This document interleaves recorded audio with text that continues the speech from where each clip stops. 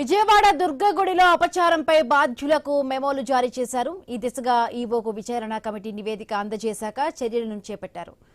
అభిషేకానికి వినియోగించిన పాలలో పురుగులు గుర్తించడంతో దుమారం రేగింది. విచారణ జరిపి రిపోర్టు ఇచ్చింది కమిటీ.